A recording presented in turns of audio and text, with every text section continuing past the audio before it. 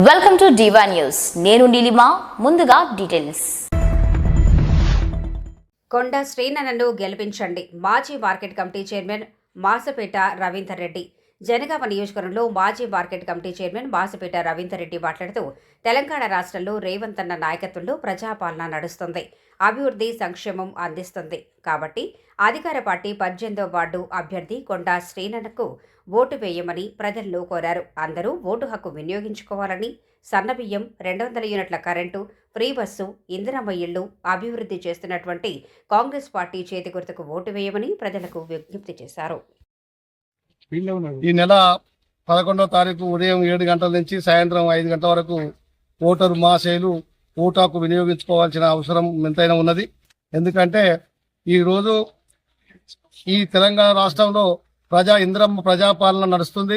మరి రేవంత్ రెడ్డి గారి నాయకత్వాన మరి అనేక అభివృద్ధి కార్యక్రమాలు కాంగ్రెస్ పార్టీ చేస్తుంది. కాబట్టి మరి అధికార పార్టీ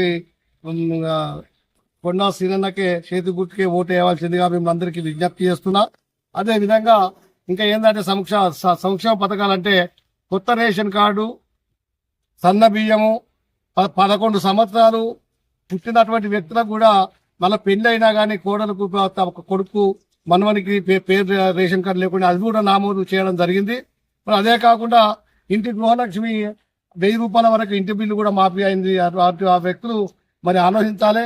మరి అదే కాదు, మరి ఉచిత బస్ సౌకర్యం లేడీస్ కూడా ఇప్పటికి కూడా ఎంతమంది ఎన్ని ఇబ్బందులు ఉన్నా రేవంత్ రెడ్డి గారు తట్టుకొని నడిపిస్తున్నటువంటి విషయం మీ అందరికీ తెలుసు. మీరంతా మంచి అనుభవం ఉన్నటువంటి వ్యక్తులే. కాబట్టి మరి మరి కొండా శ్రీనివాస గారికి బీఫామ్ ఇవ్వడం జరిగింది. మరి ఆ మద్యం, డూప్లికేట్ మద్యం డబ్బులు ఉన్నటువంటి వ్యక్తికి మాత్రం తీసుకోండి. అవన్నీ మన పైసలు తీసుకొని డూప్లికేట్ లిక్కర్ తయారు చేస్తుంది. కాబట్టి ఎన్ని పైసలు ఇచ్చినా తీసుకోండి. ఎంత లిక్కర్ పోసినా తాగురా, మంచి లిక్కర్ తాగుండి.